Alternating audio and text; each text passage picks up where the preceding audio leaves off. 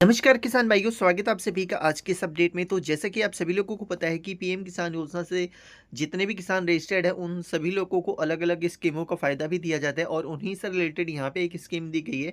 यहाँ पे पीएम धन धान्य कृषि योजना, ठीक है। यहाँ पे इस योजना को भी स्टार्ट किया गया है, जो कि यहाँ पे 16 जुलाई 2025 को स्टार्ट किया गया है। यहाँ पे देख सकते हैं, approved on July 16, 2025। The scheme target 100 low performing agri district with a 24,000 crore annual actually for 6 year, ठीक है। यहाँ पे भी इतने करोड़ का यहाँ पे खर्चा आता है पूरा, ठीक है। अब यहाँ पे किस तरीके से स्कीम है, किस तरीके से आप लोगों को बेनिफिट मिलने वाला है, क्या इसके अंदर आपको फायदा मिलेगा, तो यहाँ पे कंप्लीट आप लोगों को अपडेट बताने वाले हैं, ठीक है। ये जो प्रोग्रामिंग है ये यहाँ पे डिस्ट्रिक्ट लेवल प्लान है, ठीक है। यहाँ पे will be prepared by district collector with support from agriculture universities and NITI Aayog, a digital dashboard farmer app and district ranking system. तो जितने भी डिस्ट्रिक्ट वाले इसको अच्छे से रैंकिंग करेंगे, एक फार्मर के लिए ऐप बनाया है, और will ensure transparency access and accountability, ठीक है। यहाँ पे पूरी जानकारी यहाँ पे देख सकते हैं। अब यहीं पे आप लोगों को इसके बारे में विस्तार से मैं बताना चाहूँगा। यहाँ पे इस स्कीम के बारे में आप लोगों को बताते चलें। पीएम धन धान्य कृषि योजना देश भर में किसानों को आत्मनिर्भर बनाने और उनकी आय में स्थायी वृद्धि के उद्देश्य से केंद्र सरकार ने एक नई योजना की शुरुआत की है। प्रधानमंत्री धन धान्य कृषि योजना उन जिलों में लागू की जा रही है जहां आज भी खेती ही जीवन यापन का मुख्य साधन है। यह योजना किसानों को आधुनिक संसाधनों, वित्त सहायता और तकनीकी प्रशिक्षण के जरिए खेती को अधिक लाभदायक बनाने में मदद करेगी। और इस योजना का आप लोगों को बता दें, इस योजना को भारत सरकार ने पहले चरण में 100 जिलों में लागू किया है। इन जिलों में वही किसान प्राथमिकता में शामिल किए गए हैं जो सीमित संसाधनों के साथ खेती कर रहे हैं और सरकारी सहयोग के सबसे बड़े हकदार हैं। इन क्षेत्रों में सिंचाई की व्यवस्था कमजोर है और फसल उत्पादन और औसत से कम है। ऐसे में इस योजना के जरिए किसानों को नई तकनीकों, अनुदान, प्रशिक्षण के माध्यम से खेती के दिशा में बड़ा समर्थन दिया जा रहा है। और इसमें आवेदन किस तरीके से होगा, तो इसका आवेदन जो है इसको भी ऑफलाइन ही रखा गया। प्रधानमंत्री धन धान्य कृषि योजना की सबसे बड़ी विशेषता इसकी आवेदन प्रक्रिया है जो पूरी तरह ऑफलाइन रखी गई है।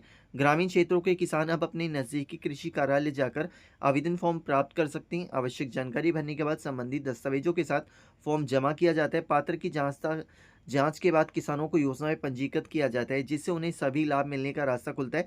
अब यहाँ पे देखिए लाभ उन्हें क्या क्या मिलता है, तो यहाँ पे फसल नुकसान पर मुआवजा और सस्ती दरों पर ऋण की सुविधा दी जाएगी। इस योजना के अंतर्गत किसानों को कई स्तरों पर आर्थिक मदद दी जा रही है। फसल को नुकसान पहुंचाने की स्थिति में सरकार द्वारा विशेष मुआवजा दिया जाता है। इसके अलावा खेती को बढ़ावा देने के लिए अल्पकालिक और दीर्घकालिक दोनों प्रकार के ऋण सस्ती ब्याज दर पर उपलब्ध कराए जा रहे हैं। इस प्रक्रिया में पारदर्शिता सुनिश्चित करने के लिए प्रत्येक लाभार्थी की पात्रता का रिकॉर्ड सत्यापित किया जाता है। और साथ ही साथ यहाँ पे जो खेती है, खेती को उन्नत बनाने के लिए आधुनिक संसाधनों की आपूर्ति भी करेगी सरकार, जो कि यहाँ पे इसकी पूरी अपडेट देख सकते हैं। एंड यहाँ पे किसानों को तकनीकी जानकारी देने के लिए विशेष प्रशिक्षण शिविर भी लगाया जाएगा, जो कि यहाँ पे कैंप भी लगाया जाएगा ताकि किसानों को सही मार्गदर्शन दे सकें कि उन्हें कब क्या और कैसे करना है, ठीक है।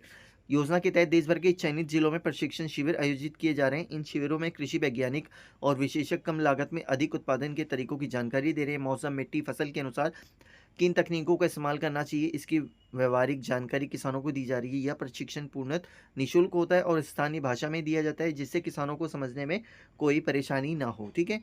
और यहाँ पे जो इसकी पात्रता और दस्तावेज हैं, तो इस योजना का लाभ केवल उन्हीं किसानों को मिलेगा जो चयनित जिलों के स्थायी निवासी हैं और जिनकी आयु 18 वर्ष या उससे अधिक है।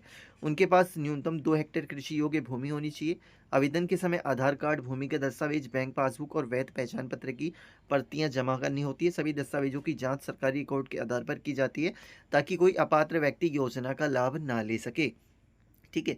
और यहाँ पे दीर्घकालिक सोच के साथ खेती को स्वायत्त देने की पहल की गई है। तो यहाँ पे इस तरीके से ये पूरी जानकारी है और यहाँ पे किन किन डिस्ट्रिक्ट के अंदर ये योजना चालू की गई है, इसके बारे में मैं आप लोगों को नेक्स्ट अपडेट में बताऊंगा, क्योंकि अभी उसके बारे में कंप्लीट जानकारी नहीं मिली है।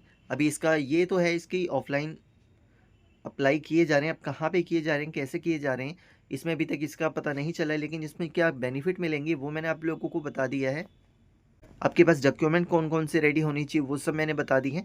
अब मैं आप लोगों को बाद में किसी वीडियो में बताऊंगा कि किस किस डिस्ट्रिक्ट का यहाँ पे अप्लाई आप लोग करवा सकते हैं, ताकि आप लोग कृषि ब्लॉग पे जाके अपना फॉर्म भर सके और आपको जो सुविधा मिल रही है पीएम किसान योजना से रिलेटेड, उस योजना से अलग इस स्कीम में भी आप लोगों को बेनिफिट मिलेगा। तो उसके बारे में किसी नेक्स्ट वीडियो में बताएंगे आप लोगों को। तो जानकारी यहीं पे समाप्त होती है, मिलेंगे नेक्स्ट किसी अपडेट में।